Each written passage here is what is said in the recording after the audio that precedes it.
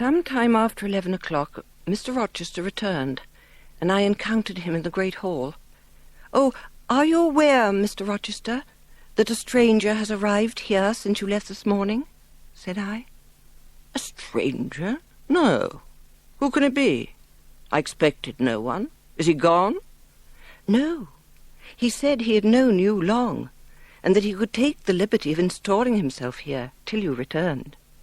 "The devil he did. Did he give his name?" "His name is Mason, sir, and he comes from the West Indies, from Spanish Town, in Jamaica, I think." Mr. Rochester was standing near me. He had taken my hand as if to lead me to a chair. As I spoke, he gave my wrist a convulsive grip.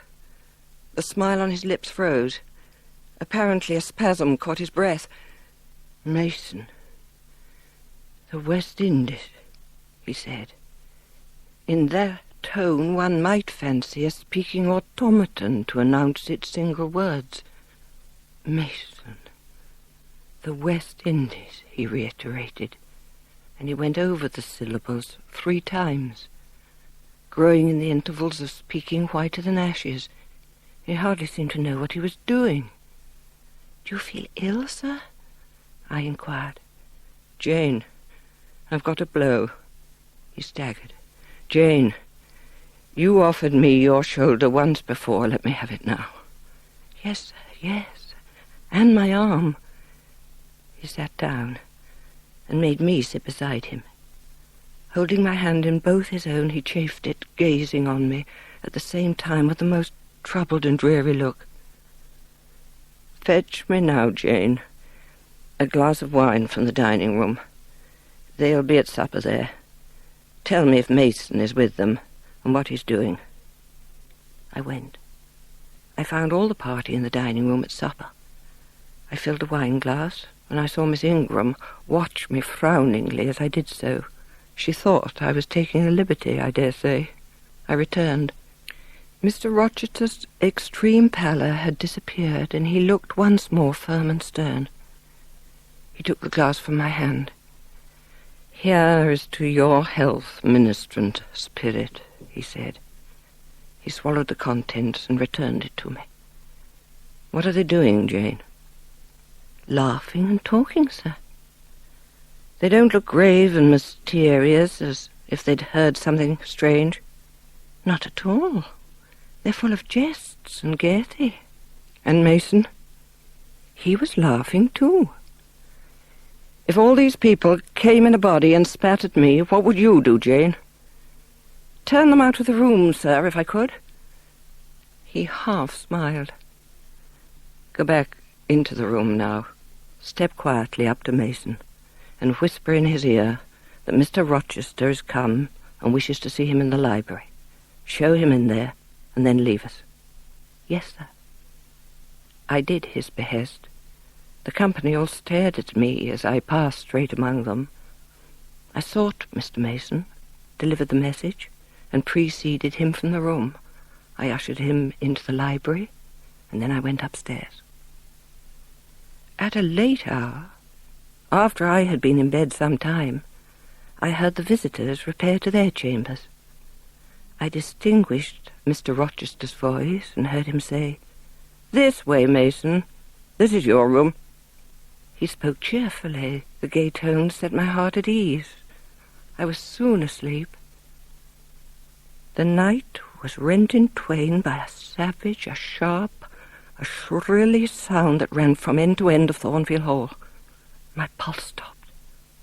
I now heard a struggle. A deadly one, it seemed, from the noise, and a half-smothered voice shouted, "Help! Help! Help!" 3 times rapidly. "Rochester! Rochester, for God's sake, come!" The door at the end of the gallery opened, and Mr. Rochester advanced with a candle. He had just descended from the upper story. "All's right, he cried. "A servant has had the nightmare, that is all." By dint of alternate coaxing and commanding, he contrived to get us all once more enclosed in our separate dormitories. As I stooped to take off my shoes, a cautious hand tapped low at the door. "Come out, I obeyed. Mr. Rochester stood in the gallery holding a light. "I want you," he said.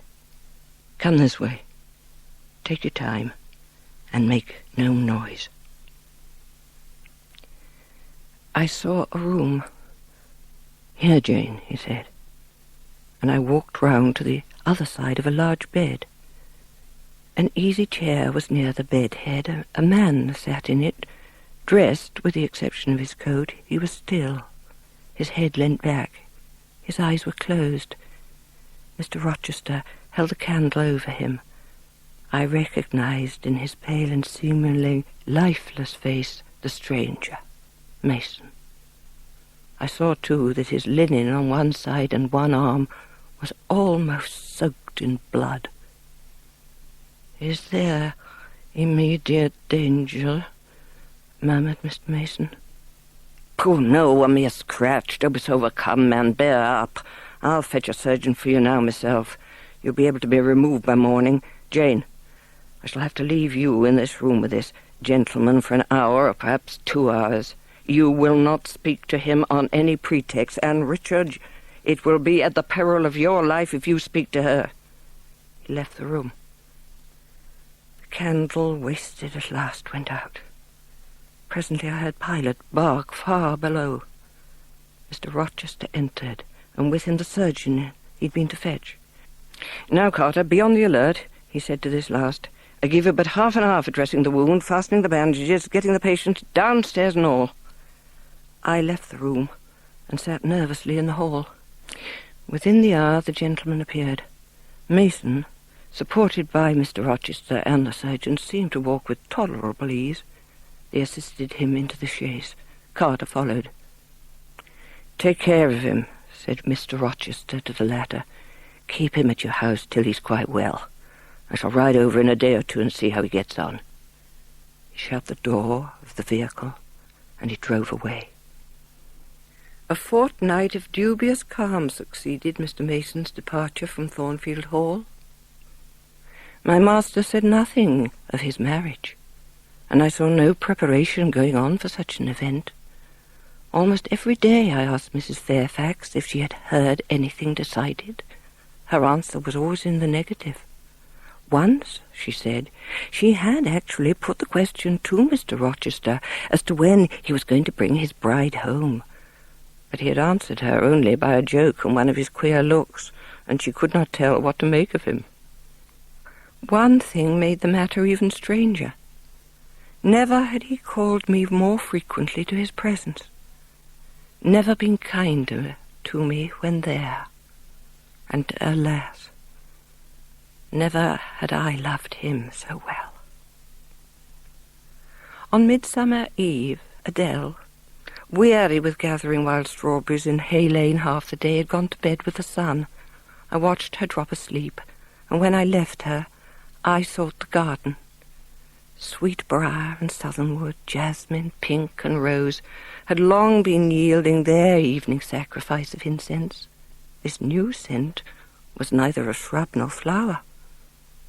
It was Mr. Rochester's cigar.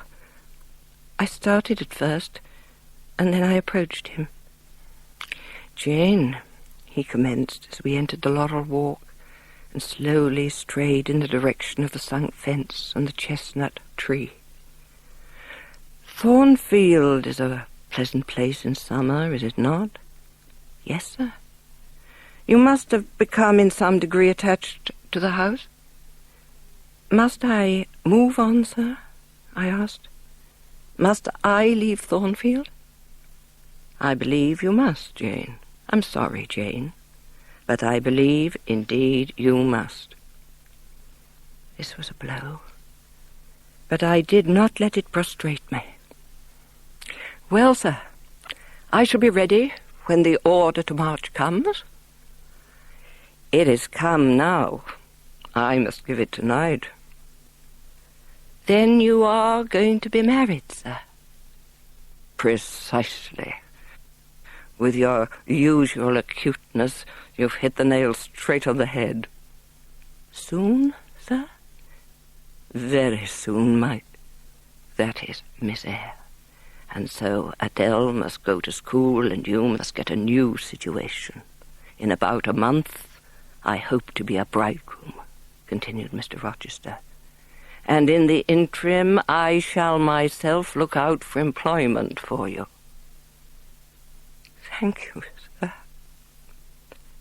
I sobbed convulsively, for I could repress what I endured no longer. I was obliged to yield, and I was shaken from head to foot with acute distress. When I did speak, it was only to express an impetuous wish that I had never been born, or never come to Thornfield, because you're sorry to leave it. I grieve to leave Thornfield. I love Thornfield. I love it. I have known you, Mr. Rochester, and it strikes me with terror and anguish to feel I absolutely must be torn from you forever.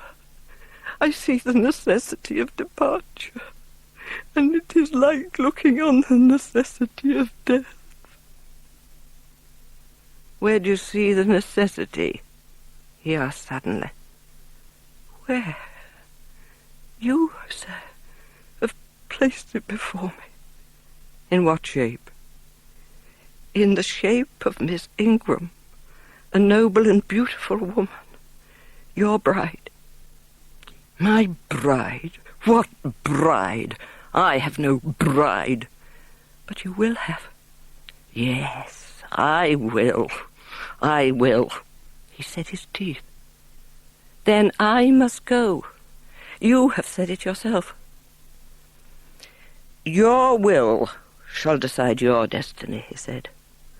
I offer you my hand, my heart, and a share of all my possessions. You play a farce, which I merely laugh at. I ask you to pass through life at my side, he said. I was silent. I thought he mocked me. Jane, your bride stands between us. My bride is here, he said, drawing me to him, because my equal is here, and my likeness. Jane, will you marry me? Still I did not answer, and still I writhed myself from his grasp, for I was still incredulous. Do you doubt me, Jane? Entirely. Have you no faith in me? Not a whit. Am I a liar in your eyes? He asked passionately. Little skeptic, you shall be convinced. What love have I for Miss Ingram? None. And that you know. What love has she for me? None. As I have taken pains to prove, I caused a rumour to reach her that my fortune was not a third of what was supposed, and after that I presented myself to see the result. It was coldness both from her and her mother. I could not marry Miss Ingram. You strange, you almost unearthly thing. I love you as my own flesh. You, poor and obscure and small and plain as you are, I entreat to accept me as a husband. Will you be mine? Say yes, quickly. Jane, accept me, quickly. Say, Edward, give me my name. Edward, I will marry you. Are you in earnest? Do you truly love me? Do you sincerely wish me to be your wife? I do. And if an oath is necessary to satisfy you, I swear it. Then, sir, I will marry you. Edward, my little wife. Dear Edward, come to me entirely now, said he, and added in his deepest tone, speaking into my ear as his cheek was laid on mine, make my happiness. I will make yours. God pardon me, he subjoined ere long, and man meddle not with me. I have her, and will hold her. The month of courtship had wasted. Its very last hours were being numbered.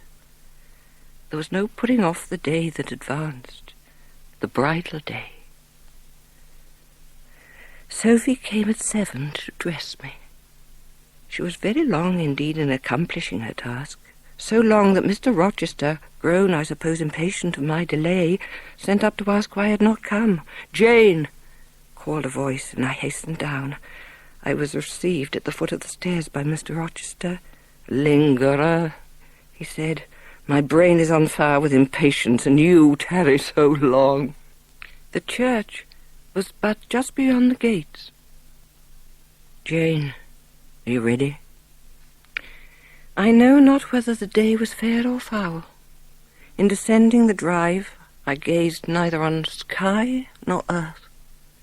My heart was with my eyes, and both seemed migrated into Mr. Rochester's frame.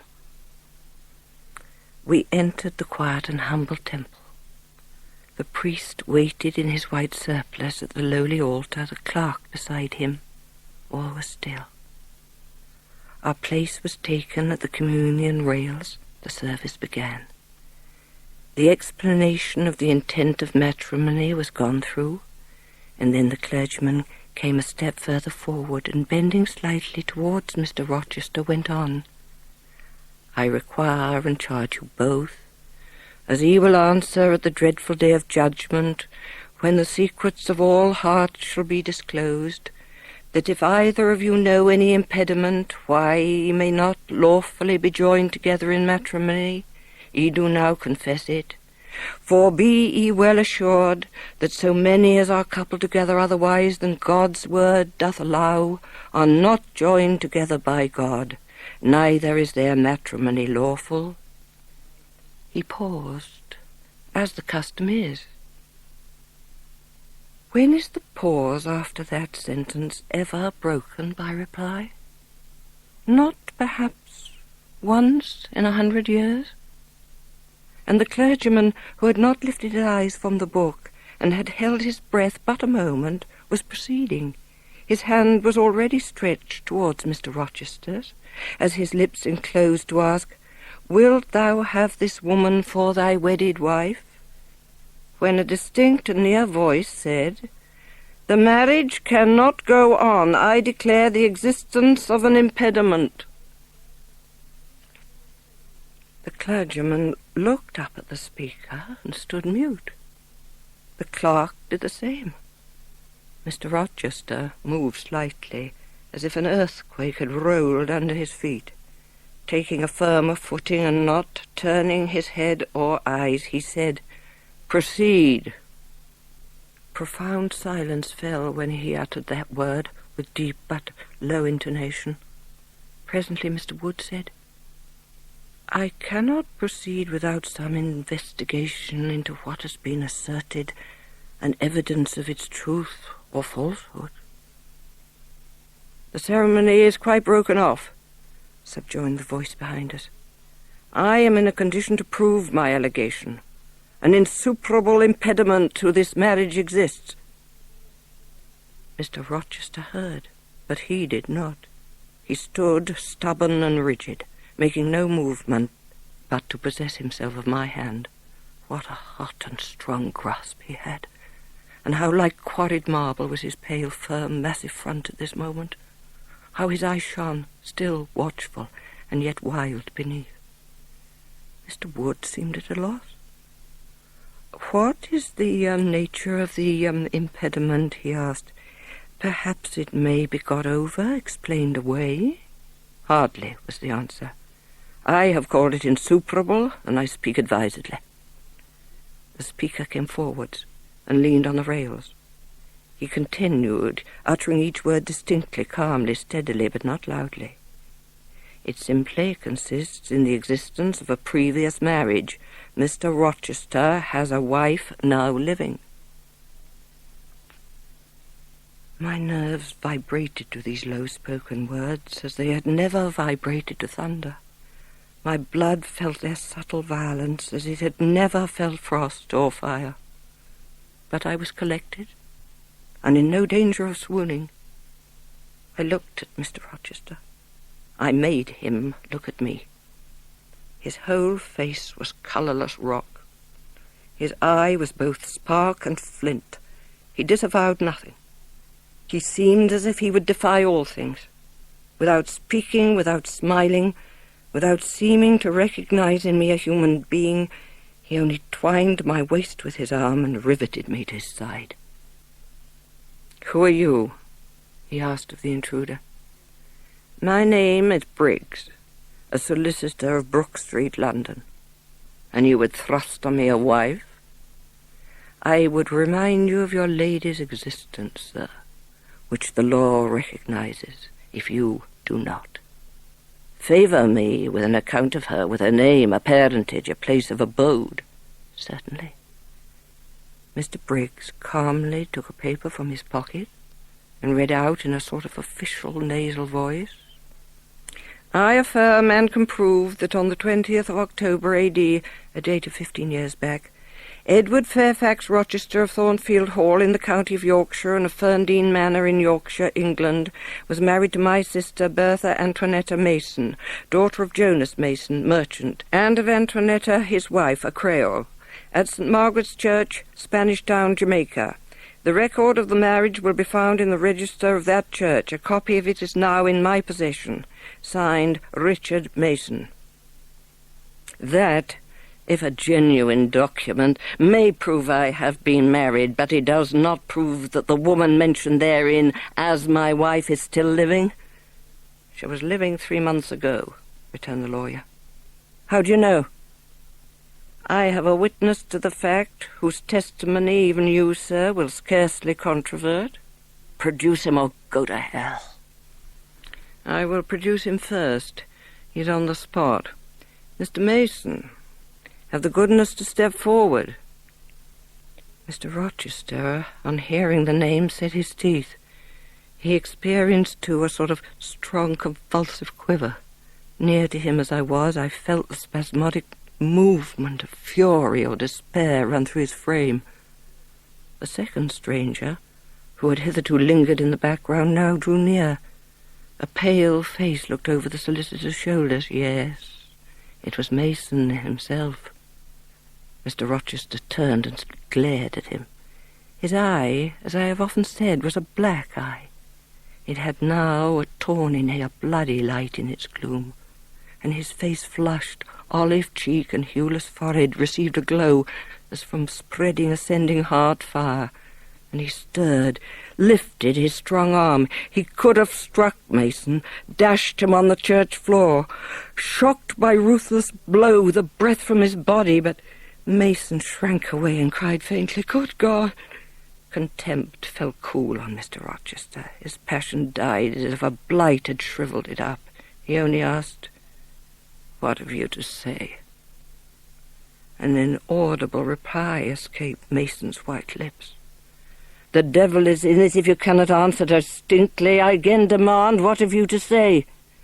Sir, interposed the clergy, "do not forget you are in a sacred place." Then, addressing Mason, he inquired gently, "Are you aware, sir, whether or not this gentleman's wife is still living?" "Courage," urged the lawyer. "Speak out." "She is now living at Thornfield Hall," said Mason in more articulate tones. "I saw her there last April. I am her brother." "At Thornfield Hall?" ejaculated the clergyman. "Impossible! I am an old resident in this neighbourhood, sir, and I never heard of a Mrs. Rochester at Thornfield Hall."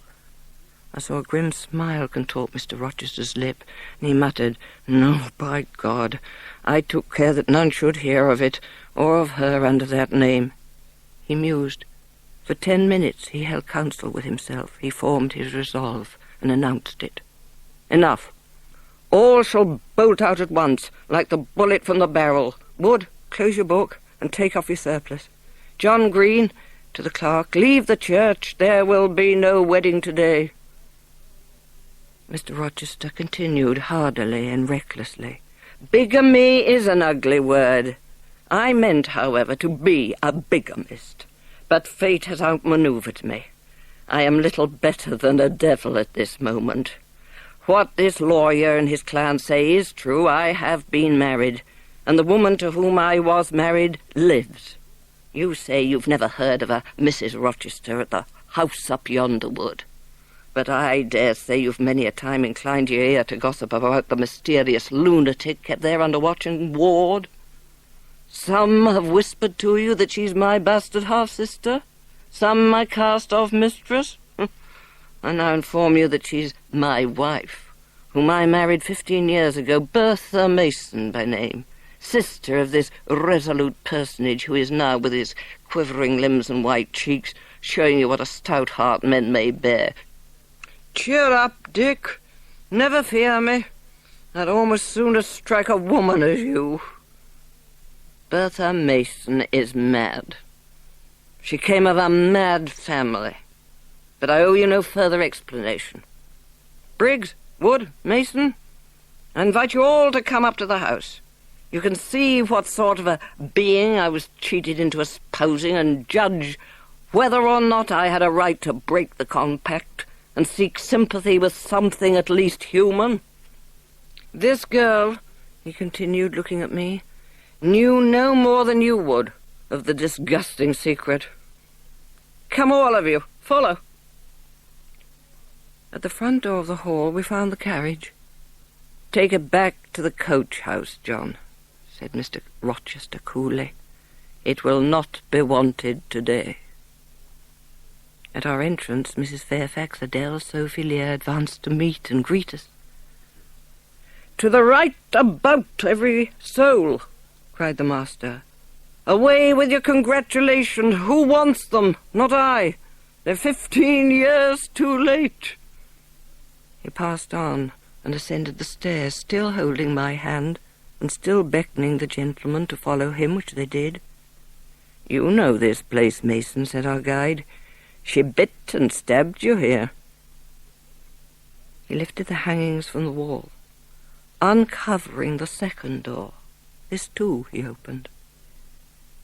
In a room without a window there burnt a fire, guarded by a high and strong fender, and a lamp suspended from the ceiling by a chain. Grace Poole bent over the fire, apparently cooking something in a saucepan. In the deep shade at the farther end of the room, a figure ran backwards and forwards. What it was, whether beast or human being, one could not at first sight tell. It grovelled, seemingly on all fours. It snatched and growled like some strange wild animal, but it was covered with clothing, and a quantity of dark grizzled hair, wild as a mane, hid its head and face. "Good morrow, Grace Poole," said Mr. Rochester. "How are you? How's your charge today?" "We're tolerable, sir, I thank you," replied Grace, lifting the boiling mess carefully onto the hob. "Rather snappish, but not rageous." A fierce cry seemed to give the lie to a favourable report. The clothed hyena rose up and stood tall on its hind feet. "Ah, sir, she sees you," exclaimed Grace. "You'd better not stay." "Only a few moments, Grace. You must allow me a few moments." "Take care, then, sir. For God's sake, take care." The maniac bellowed. She parted her shaggy locks from her visage. She gazed wildly at her visitors. "Keep out of the way," said Mr. Rochester. "She has no knife now, I suppose, and I'm on my guard." "We'd better leave her," whispered Mason. "Go to the devil," was his brother-in-law's recommendation. "Where?" cried Grace. The three gentlemen retreated simultaneously. Mr. Rochester flung me behind him. The lunatic sprang and grappled his throat viciously and laid her teeth to his cheek. They struggled. He could have settled her with a well-planted blow, but he would not strike. At last he mastered her arms. Grace Poole gave him a cord, and he pinioned them behind her. Mr. Rochester then turned to the spectators. He looked at them with a smile both acrid and desolate. "That is my wife," said he. "And this is what I wish to have," laying his hand on my shoulder. "This young girl, who stands so grave and quiet at the mouth of hell, looking collectedly at the gambols of a demon. Judge me, priest of the gospel and man of the law, and remember, With what judgment ye judge, ye shall be judged. Off with you now. I must shut up my prize. The solicitor addressed me as he descended the stair. You, madam, said he, are cleared from all blame. Now let us be gone. And without waiting to take leave of Mr. Rochester, the two men made their exit at the hall door. The clergyman, too, departed. I heard him go as I stood at the half-open door of my own room, to which I had now withdrawn. The house cleared. I shut myself in, fastened the bolt that none might intrude, and proceeded not to weep, not to mourn. I was yet too calm for that, but mechanically to take off the wedding dress and replace it by the stuff gown I had worn yesterday. I then sat down. I felt weak and tired. Where was the Jane Eyre of yesterday? Where was her life? What were her prospects? Jane Eyre, who had been an ardent, expectant woman, almost a bride, was a cold, solitary girl again. Her life was pale. Her prospects were desolate. A Christmas frost had come at midsummer. I lay faint, longing to be dead. Some time in the afternoon I raised my head, and looking round and seeing the western sun gilding the sign of its decline on the wall, I asked, what am I to do? Leave Thornfield at once. I rose up suddenly, terror-struck at the solitude which so ruthless a judge haunted. I withdrew the bolt, and I passed out, but stumbled over an obstacle. My head was still dizzy, my sight was dim, and my limbs were feeble. I could not soon recover myself. I fell, but not onto the ground. An outstretched arm caught me. I looked up. I was supported by Mr. Rochester, who sat in a chair across my chamber threshold. "You've come out at last," he said, "so you shun me. You shut yourself up and grieve alone. I'd rather you had come and upbraided me with vehemence. Jane, I never meant to wound you thus. If the man who had had but one little ewe lamb that was dear to him as a daughter, that ate of his bread and drank of his cup and lay in his bosom, had by some mistake slaughtered it at the shambles, he would not have rued his bloody blunder more than I now rue mine. Will you ever forgive me?"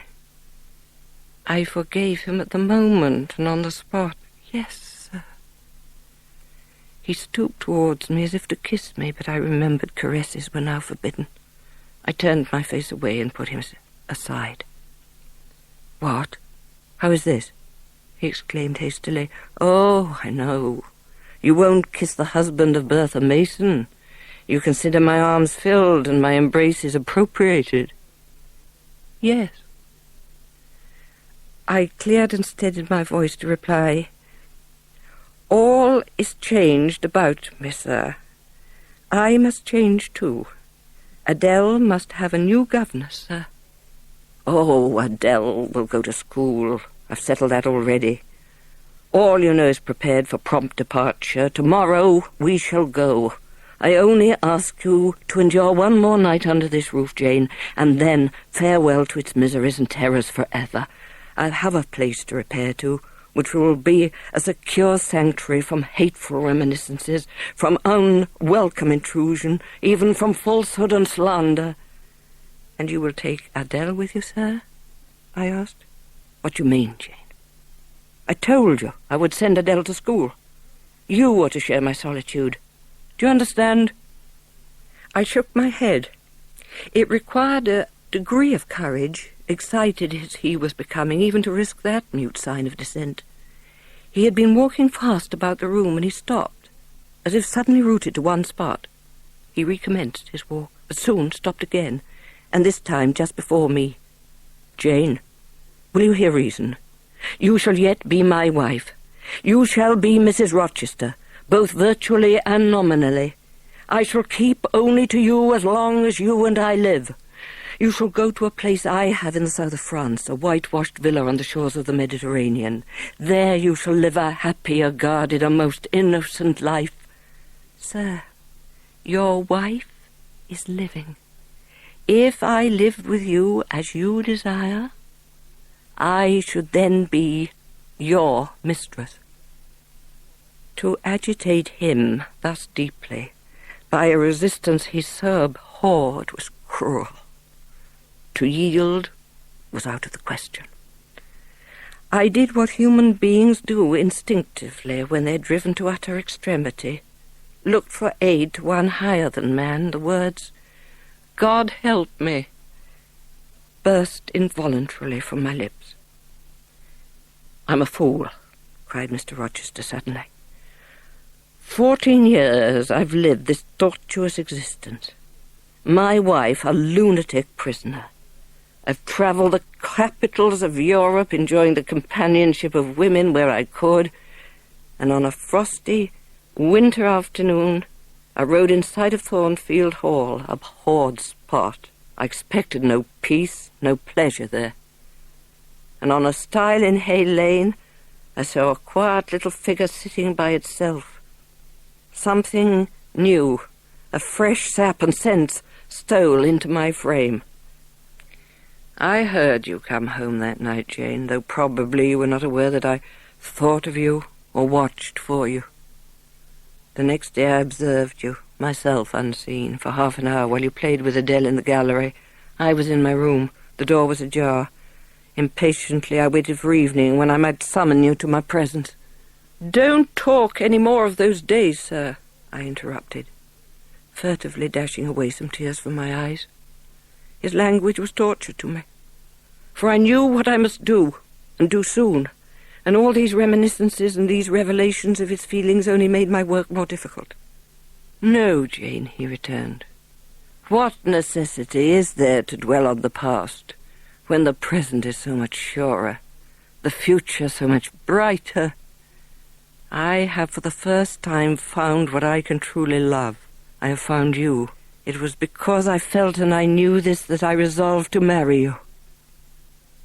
A pause. "Why are you silent, Jane?" "I was experiencing an ordeal.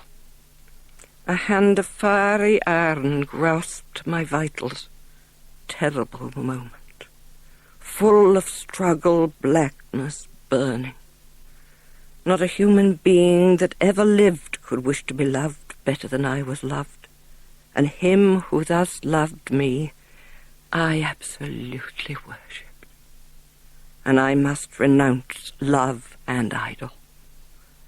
One drear word comprised my intolerable duty: depart. Jane, do you understand what I want of you? Just this promise. I will be yours, Mr. Rochester. Mr. Rochester, I will not be yours." Another long silence. "Jane," he recommenced with a gentleness that broke me down with grief and turned me stone-cold with ominous terror, for this still voice was the pant of a lion rising. "Jane, do you mean to go one way in the world, and to let me go another?" "I do." "Jane," bending towards and embracing me, "do you mean it now?" "I do." "And now?" softly kissing my forehead and cheek. "I do," extricating myself from restraint rapidly and completely. "Oh, Jane, this is bitter. This is wicked. It would not be wicked to love me. It would to obey you." A wild look raised his brows, crossed his features. He rose, but he forbore yet. I laid my hand on the back of a chair for support. I shook, I feared, but I was resolved. "One instant, Jane. Give one glance to my horrible life when you are gone. All happiness will be torn away with you. What, then, is left? For a wife, I have but the maniac upstairs. As well might you refer me to some corpse in yonder churchyard. What shall I do, Jane? Where turn to for a companion and for some hope? Do as I do. Trust in God and yourself. Believe in heaven. Hope to meet again there. Then you will not yield. No. Then you condemn me to live wretched and to die accursed. His voice rose. I advise you to live sinless, and I wish you to die tranquil. I retired to the door. Are you going, Jane? I'm going, sir. You're leaving me? Yes. You will not come? You will not be my comforter, my rescuer? My deep love, my wild woe, my frantic prayer are all nothing to you. What unutterable pathos was in his voice. How hard it was to reiterate firmly, I am going. Jane! Mr. Rochester? Withdraw, then. I consent. But remember, you leave me here in anguish. Think over all I've said, Jane. Cast a glance at my sufferings. Think of me. He turned away. Oh, Jane, my hope, my love, my life, broke in anguish from his lips. Then came a deep, strong sob.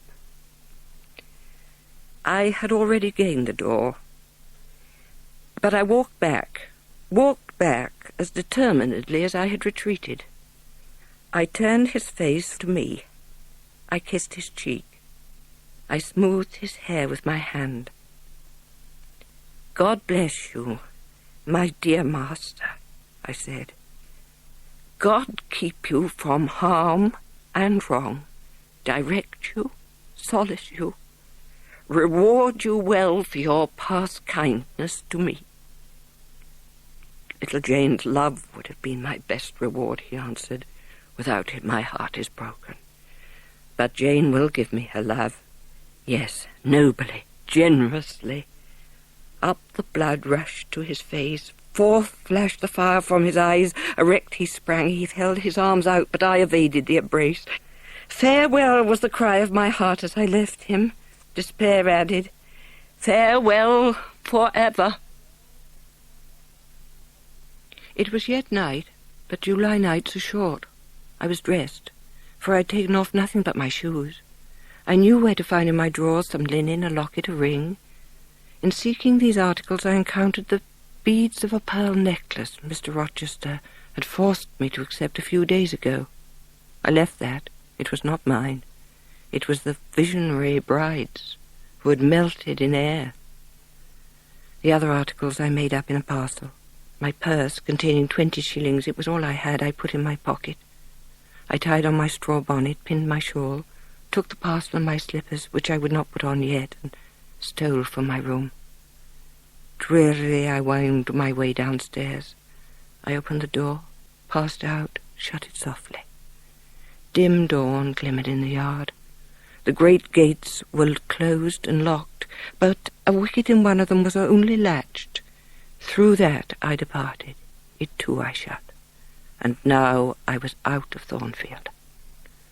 A mile off beyond the fields lay a road which stretched in the contrary direction of Millcote, a road I had never travelled, but often noticed and wondered where it led.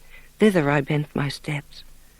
When I got there, I was forced to sit to rest me under the hedge, and while I sat I heard wheels and saw a coach come on. I stood up and lifted my hand. It stopped. I asked where it was going. The driver named a place a long way off, and where I was sure Mr. Rochester had no connections, and I asked for what sum he would take me there. He said 30 shillings. I answered I had but 20. Well, he would try to make it do. He further gave me leave to get inside, as the vehicle was empty. I entered and was shut in, and it rolled on its way. 2 days have passed. It is a summer evening. The coachman has set me down at a place called Whitcross. He would take me no farther for the sum I had given, and I was not possessed of another shilling in the world. The coach is a mile off by this time. I am alone. At this moment I discovered that I forgot to take my parcel out of the pocket of the coach where I had placed it for safety. There it remains. There it must remain. And now I am absolutely destitute. What was I to do? Where to go? I touched the heath. It was dry, and yet warm with the heat of the summer day. I had one morsel of bread yet, the remnant of a roll I'd bought in a town we passed through at noon with a stray penny, my last coin. I said my evening prayers, and then chose my couch. Thus lodged, I was not, at the commencement of the night, cold. Next day, want came to me, pale and bare. I got up, and I looked round me. I followed a road which led from the sun, now fervent and high. I walked a long time, and when I thought I had nearly done enough, and might conscientiously yield to the fatigue that almost overpowered me, I heard a bell chime, a church bell. I turned into the direction of the sound, and there I saw a hamlet and a spire. About 2 p.m. I entered the village. At the bottom of its one street there was a little shop with some cakes of bread in the window. I coveted a cake of bread, but I had not 1 penny.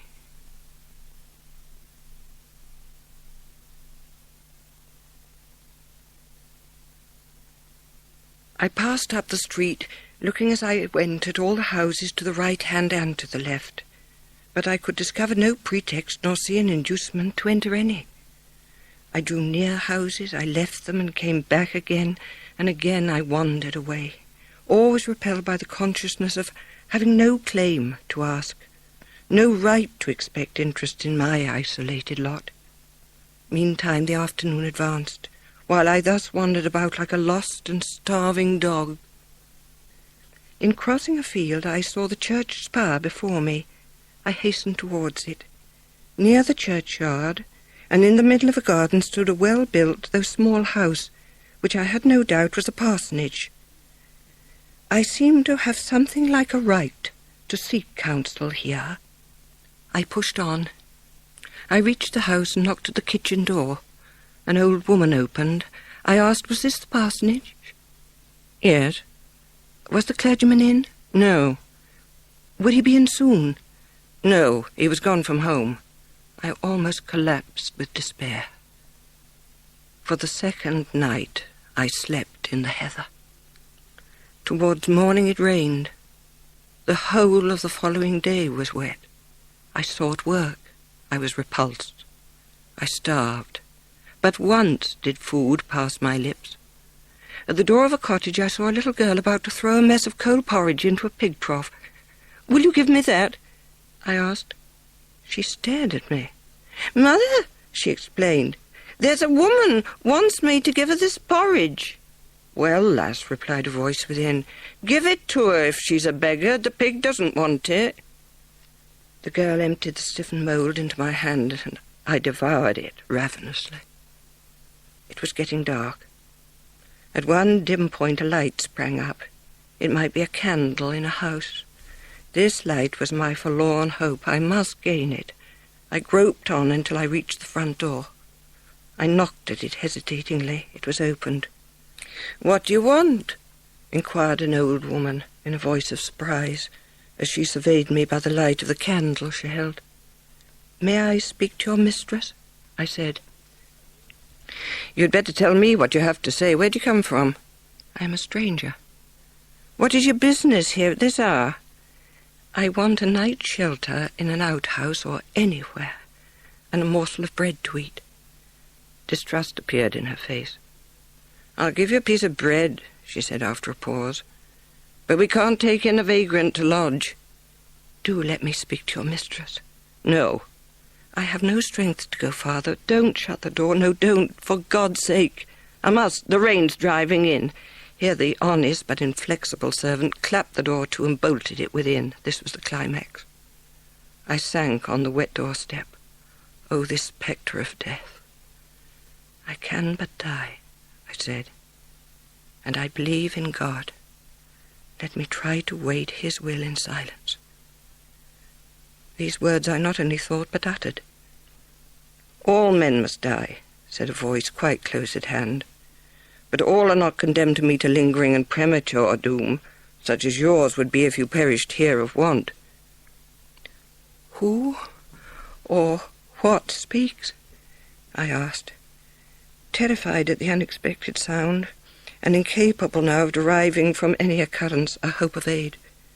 A form was near. With a loud, long knock, the newcomer appealed to the door. "Is it you, Mr. St. John?" cried the old woman. Yes, open quickly, Hannah."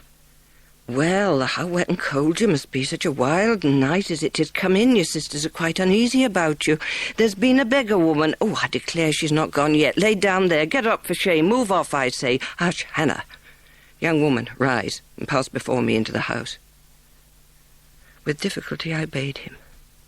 Presently I stood within a clean, bright kitchen, on the very hearth, trembling, sickening, conscious of an aspect in the last degree ghastly, wild, and weather-beaten. 2 young ladies, Mr. St. John and the old servant, were all gazing at me. My head swam. I dropped, but a chair received me. "Famished, I think, Hannah. Is that milk? Give it to me, and a piece of bread." One of the girls, Diana, broke some bread, dipped it in milk, and put it to my lips. "Try to eat." The other young lady, Mary, removed my sodden bonnet and lifted my head. "Ask her name," said St. John. I felt I could speak, and I answered, "My name is Jane Elliot." Anxious as ever to avoid discovery, I had before resolved to assume an alias. "And where do you live?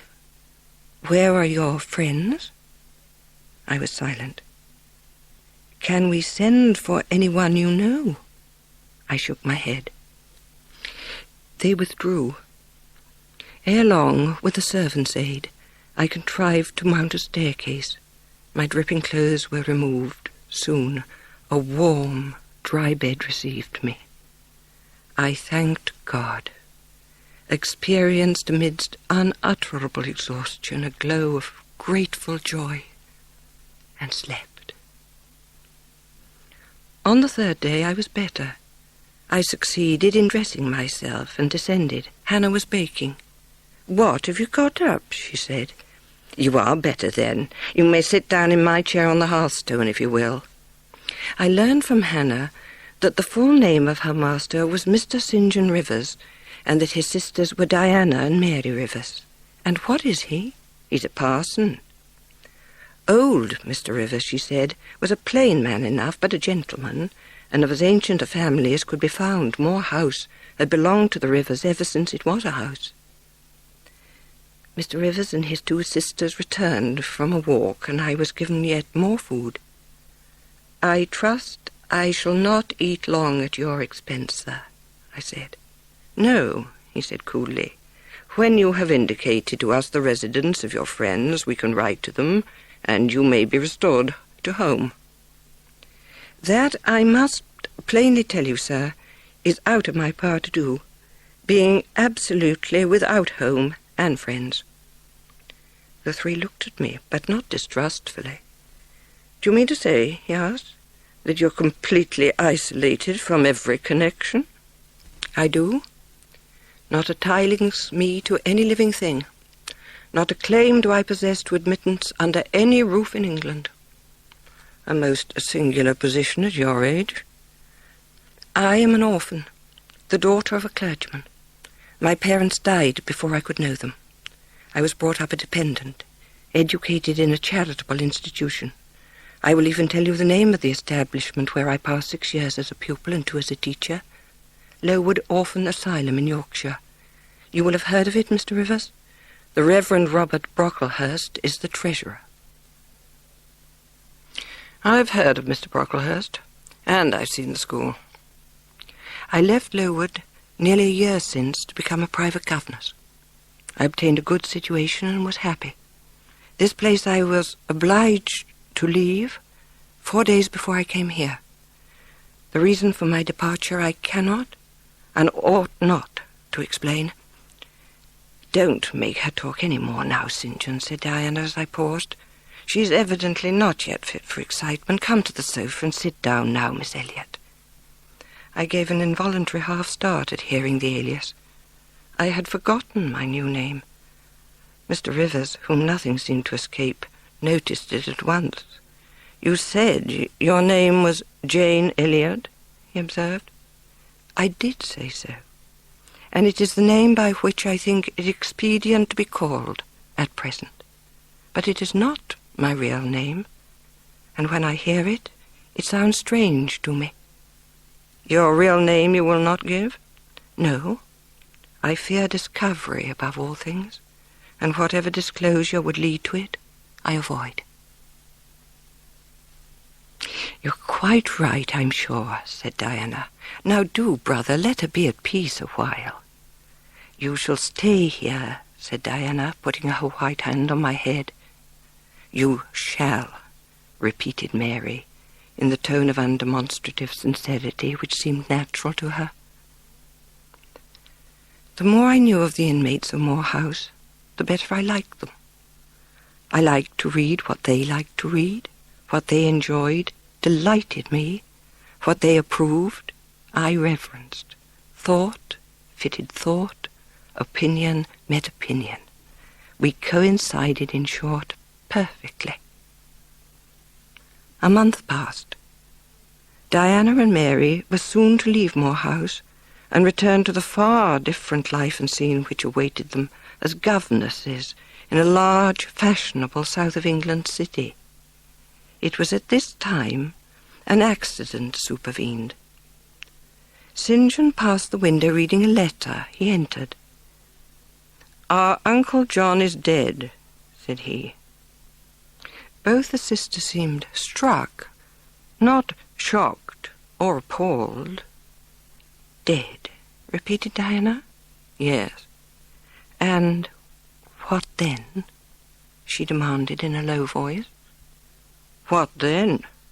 Why, nothing. Read." He threw the letter into her lap. She glanced over it and handed it to Mary. Mary perused it in silence and returned it to her brother. All three looked at each other, and all three smiled. A dreary, pensive smile enough. For some minutes no one spoke. Diana then turned to me. "Jane, you will wonder at us and our mistress," she said, "and think us hard-hearted beings not to be more moved at the death of so near a relation as an uncle. He was a man of some means, but that letter informs us that he has bequeathed 30 guineas to be divided between St. John, Diana and Mary Rivers for the purchase of 3 mourning rings. He had a right, of course, to do as he pleased, and yet a momentary damp is on the spirits by the receipt of such news. Mary and I would have esteemed ourselves rich with £1,000 each, and to St. John such a sum would have been valuable for the good it would have enabled him to do." This explanation given, the subject was dropped. Mr. Rivers secured me employment at the village school in Morton. I was to live in a tiny cottage, furnished with but the barest of necessities. Diana and Mary left for their new appointments, and as the weeks passed, I grew happy in my new vocation. Yes, I felt now that I was right when I adhered to principle and law, and scorned and crushed the insane promptings of a frenzied moment. God had directed me to a correct choice. I thanked his providence for the guidance. I thought myself happy, and was surprised to find myself from time to time weeping. And why? For the doom which had reft me from adhesion to my master. For him I was no more to see. Mr. Rivers came and visited me one evening. I asked him to come in. "No, I cannot stay. I've only brought you a little parcel my sister's left for you. I think it contains a colour box, pencils and paper." I approached to take it. A welcome gift it was. Are you finding the work harder than you expected?" he asked. "Oh, no. On the contrary, I think in time I shall get on with my scholars very well." "I hope you feel the content you express," St. John continued. "A year ago, I was myself intensely miserable, because I thought I had made a mistake in entering the ministry. A missionary I resolved to be. From that moment, my state of mind changed. The fetters dissolved and dropped from every faculty, leaving nothing of bondage but its galling soreness, which time only can heal. Soon, I shall leave Europe for the East." He said this in his peculiar, subdued, yet emphatic voice, looking, when he had ceased speaking, not at me, but at the setting sun, at which I looked too. "Good evening, then, Miss Elliot," said he. He strode firmly away across the field. I continued the labours of the village school as actively and faithfully as I could. It was truly hard work at first, but I felt I became a favourite in the neighbourhood. Whenever I went out, I heard on all sides cordial salutations, and was welcomed with friendly smiles. But I used to rush into strange dreams at night. I still again and again met Mr. Rochester, always at some exciting crisis, and then the sense of being in his arms, hearing his voice, meeting his eye, touching his hand and cheek, loving him, being loved by him, the hope of passing a lifetime at his side would be renewed with all its first force and fire. It was the 5th of November, and a holiday. I made myself neat, and now had the afternoon before me to spend as I would. The translation of a few pages of German occupied an hour. Then I got my palette and pencils, and fell to the more soothing, because easier occupation, of completing a miniature of Miss Oliver, the daughter of a wealthy businessman in Morton, who often came to the school, and who had the capacity and the simple beauty to cause Mr. Rivers to blush and stammer whenever they met. The head was finished already. There was but the background to tint. I was absorbed in the execution of these nice details when, after one rapid tap, my door unclosed, admitting St. John Rivers. "I am come to see how you're spending your holiday," he said. "Not, I hope, in thought. No, that is well. While you draw, you will not feel lonely." St. John stooped to examine my drawing. His tall figure sprang erect again with a start. "A well-executed picture," he said. "Very soft, clear colouring. Very graceful and correct drawing." Yes, I know all that. But what of the resemblance? Who is it like?" Mastering some hesitation, he answered, "Miss Oliver, I presume." "Would it comfort, or would it wound you, to have a similar painting? Tell me that. When you're at Madagascar, or at the Cape, or in India, would it be a consolation to have that memento in your possession?" "That I should like to have it is certain.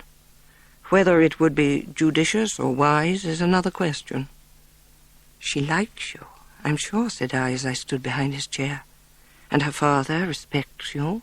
Moreover, she is a sweet girl, rather thoughtless, but you would have sufficient thought for both yourself and her. You ought to marry her." "Does she like me?" he asked. "Certainly. Better than she likes anyone else. She talks of you continually. There's no subject she enjoys so much or touches upon so often." "Rosamond Oliver, a missionary's wife?" "No." "But you need not be a missionary. You might relinquish that scheme." "Relinquish what? My vocation, my great work, my foundation laid on earth for a mansion in heaven? Must I relinquish that? It is dearer than the blood in my veins. It is what I have to look forward to and to live for." He took his hat, which lay on the table beside my palette. Once more he looked at the portrait. He drew over the picture the sheet of thin paper on which I was accustomed to rest my hand in painting to prevent the cardboard from being sullied. What he suddenly saw on this blank paper, it was impossible for me to tell, but something had caught his eye. He took it up with a snatch. "What is the matter?" I asked.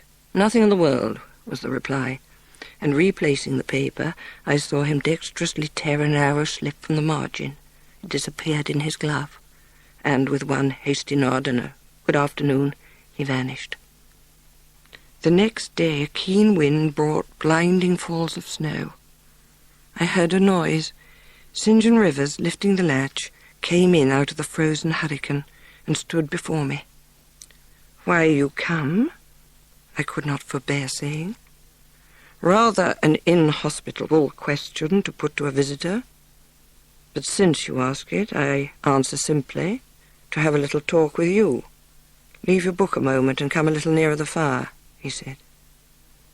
Wondering, and of my wonder finding no end, I complied. 20 years ago, a poor curate fell in love with a rich man's daughter. She fell in love with him and married him against the advice of all her friends. Before 2 years passed, the rash pair were both dead.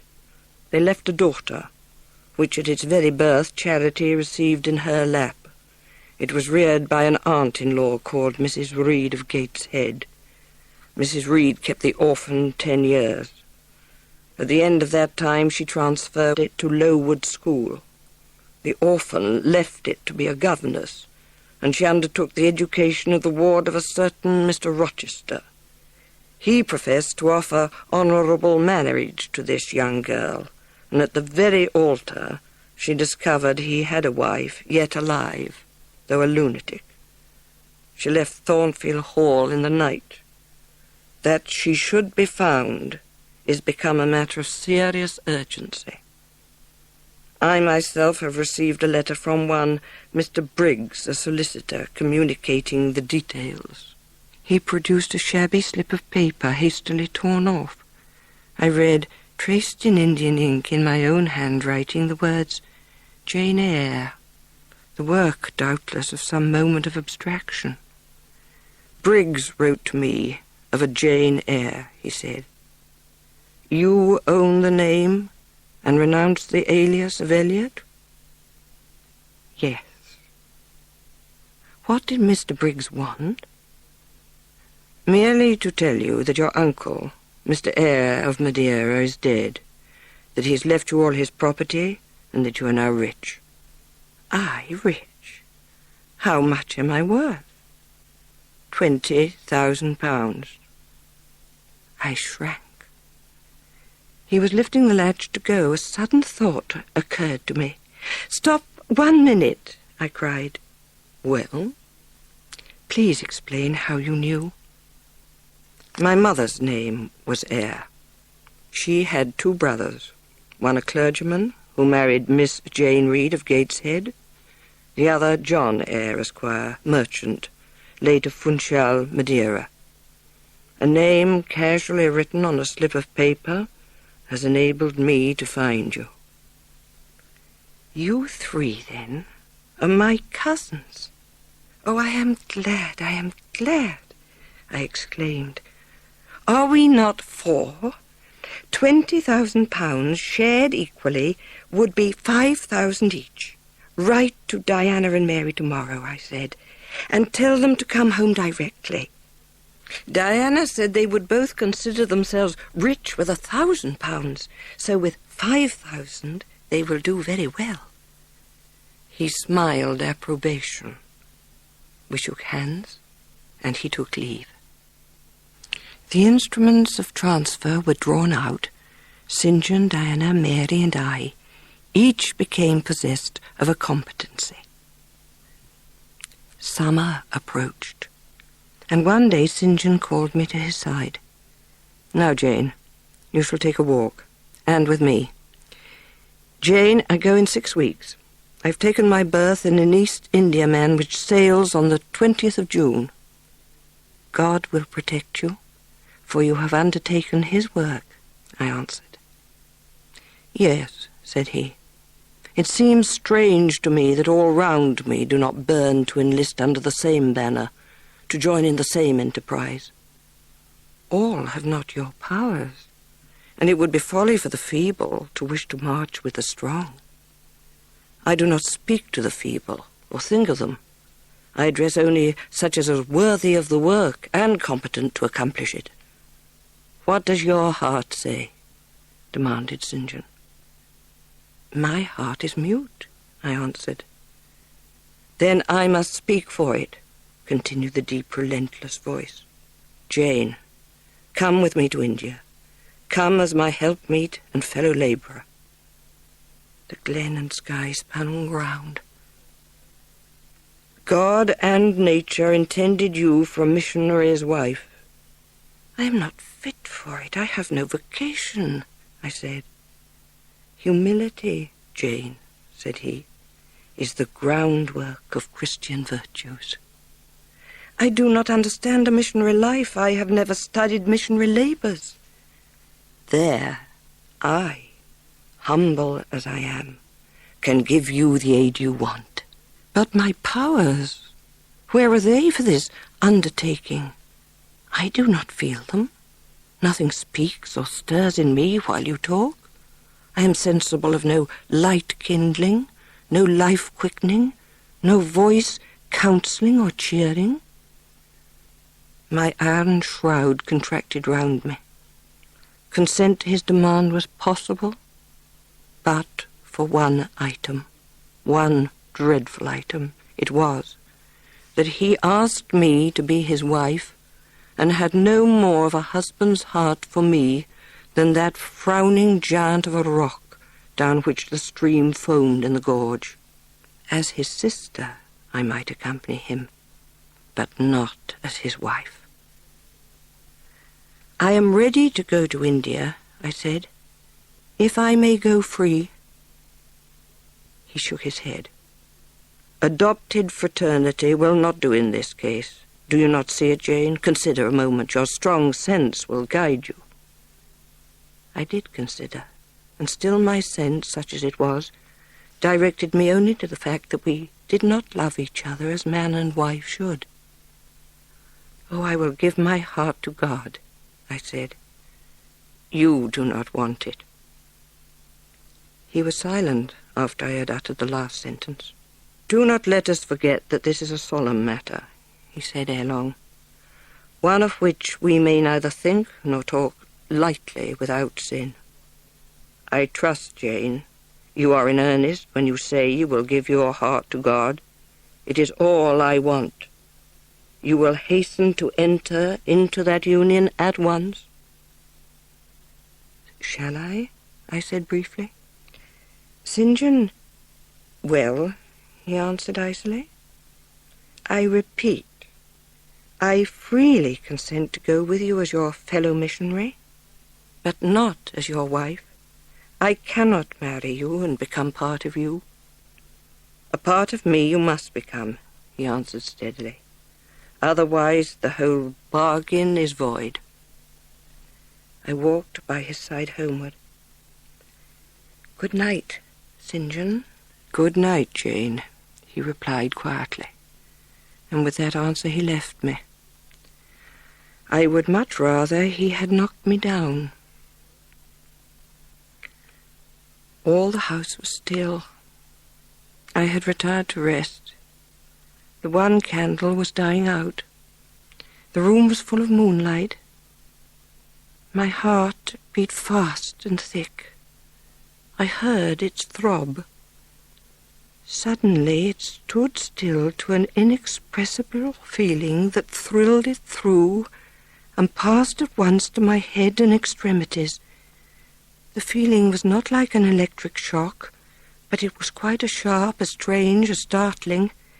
It acted on my senses as if their utmost activity hitherto had been but torpor, from which they were now summoned and forced to wake. They rose expectant. Eye and ear waited, while the flesh quivered on my bones. I saw nothing, but I heard a voice somewhere cry, Jane, Jane, Jane. Nothing more. Oh, God, what is it? I gasped. I might have said, where is it? For it did not seem in the room, nor in the house, nor in the garden. It did not come out of the air, nor from under the earth, nor from overhead.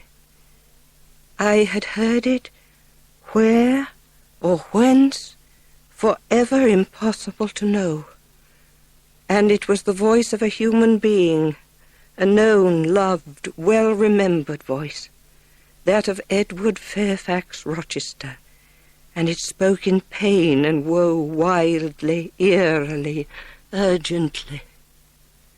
"I am coming," I cried. "Wait for me. Oh, I will come." I flew to the door and looked into the passage. It was dark. I ran out into the garden. It was void.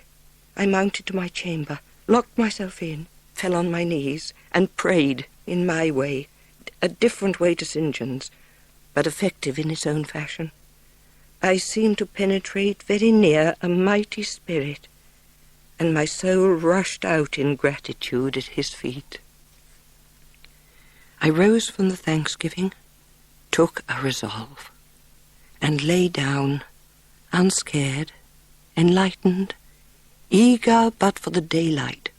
At breakfast I announced to Diana and Mary that I was going a journey, and should be absent at least 4 days. I left my cottage at 3:00 p.m., and soon after 4 I stood at the foot of the signpost of Whitcross, waiting the arrival of the coach which was to take me to distant Thornfield. It was a journey of 36 hours. I had set out from Whitcross on a Tuesday afternoon, and early on the succeeding Thursday morning the coach stopped. I was sure we were near my bourne. "How far is Thornfield Hall from here?" I asked of the ostler. "Just 2 miles, across the fields." My journey is closed, I thought to myself. I got out of the coach. I gave a box into the ostler's charge to be kept till I called for it, paid my fare, satisfied the coachman, and was going. The brightening day gleamed on the sign of the inn, and I read in gilt letters, "The Rochester Arms." My heart leapt up. I was already on my master's very lands. It fell again. The thought struck it. Your master himself may be beyond the British Channel for aught you know. And then, if he is at Thornfield Hall, towards which you hasten, who besides him is there? His lunatic wife? How fast I walked, how I ran sometimes, how I looked forward to catch the first view of the well-known woods. At last the woods rose. The rookery clustered dark. A loud cawing broke the morning stillness. Strange delight inspired me. On I hastened, another field crossed, a lane threaded, and there were the courtyard walls, the back offices, the house itself, the rookery still hid. My first view of it shall be in front, I determined. I had coasted along the lower wall of the orchard, turned its angle. There was a gate just there, opening into the meadow between 2 stone pillars crowned by stone balls. From behind one pillar I could peep round quietly at the full front of the mansion. I advanced my head with precaution, desirous to ascertain if any bedroom window blinds were yet drawn up. Battlements, windows, long front, all from this sheltered station were at my command. A peep, and then a long stare, and then a departure from my niche and a straying out into the meadow, and a sudden stop full in front of the great mansion. I looked with timorous joy towards a stately house. I saw a blackened ruin. The lawn, the grounds were trodden and waste. The portal yawned void. The front was, as I had seen it once in a dream, but a shell-like wall, very high, very fragile-looking, perforated with paneless windows. No roof, no battlements, no chimneys. All had crashed in, and there was the silence of death about it.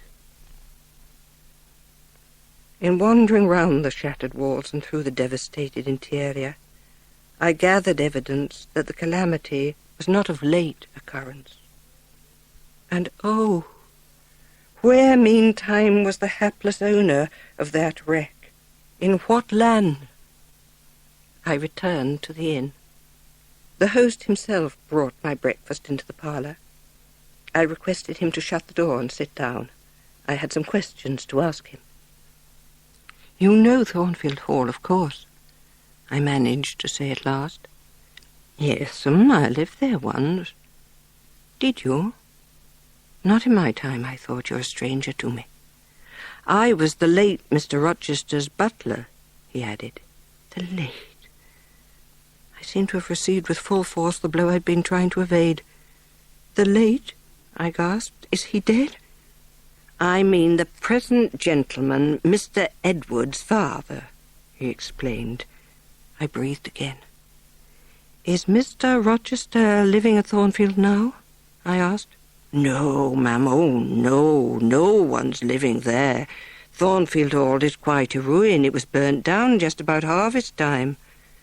As for Mr. Rochester, he had long since broken acquaintance with all the gentry and shut himself up like a hermit." "What? Did he not leave England?" "Leave England, bless you, no.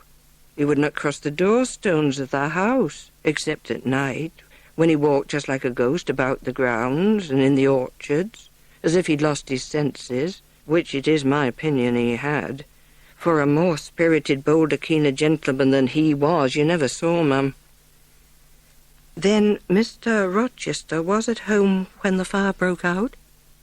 "Yes, indeed was he, and he went up to the attics when all was burning above and below, and got the servants out of their beds and helped them down himself, and went back to get his mad wife out of her cell. And then they called out to him that she was on the roof, where she was standing waving her arms above the battlements.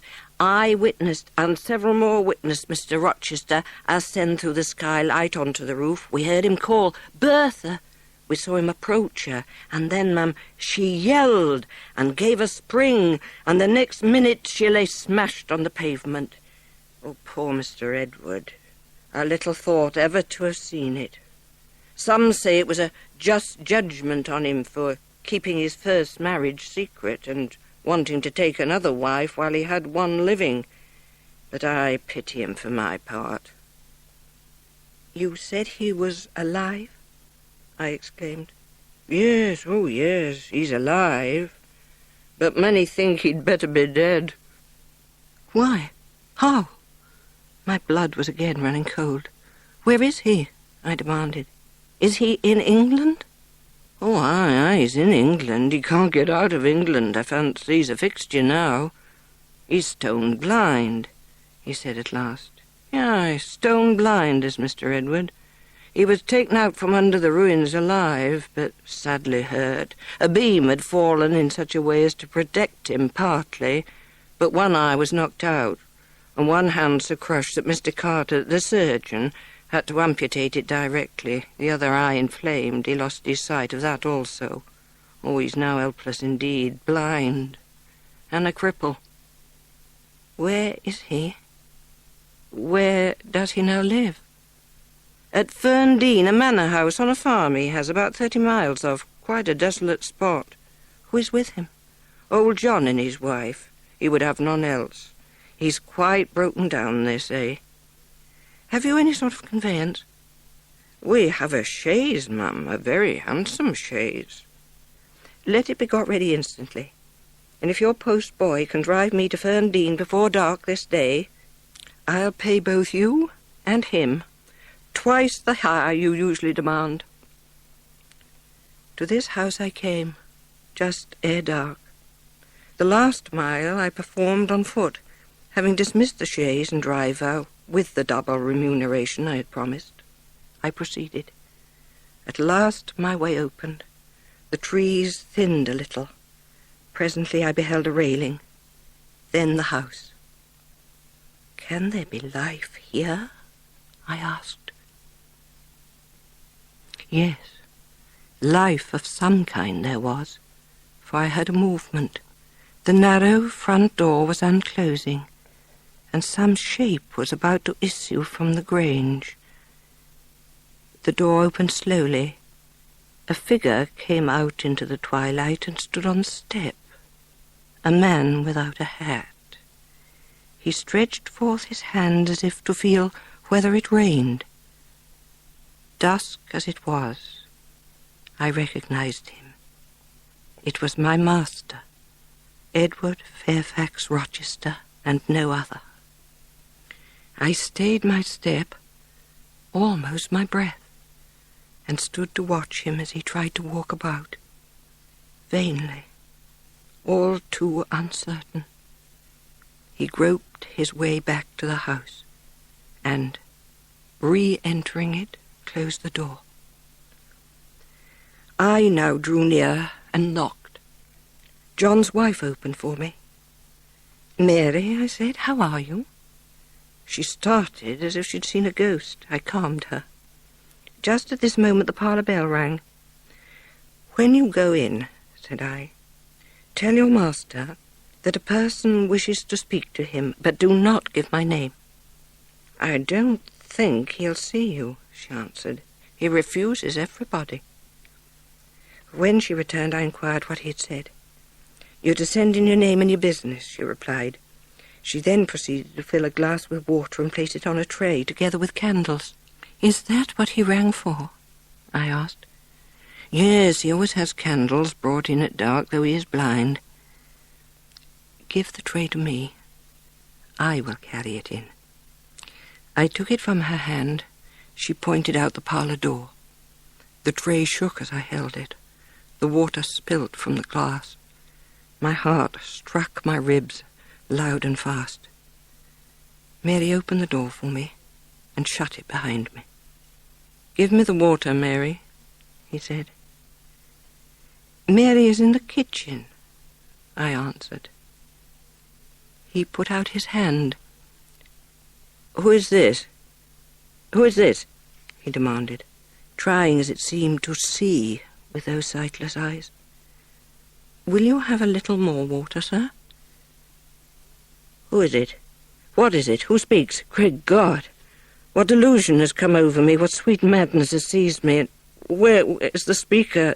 Is it only a voice? Oh, I cannot see, but I must feel, or my heart will stop and my brain burst. Whatever, whoever you are, be perceptible to the touch, or I cannot live." He groped. I arrested his wandering hand and prisoned it in both mine. "Her very fingers," he cried. "Her small, slight fingers. If so, there must be more of her." The muscular hand broke from my custody. My arm was seized, my shoulder, neck, waist. I was entwined and gathered to him. "Is it Jane? What is it? This is her shape, this is her size, and this is her voice," I added. "She is all here. Her heart, too. God bless you, sir.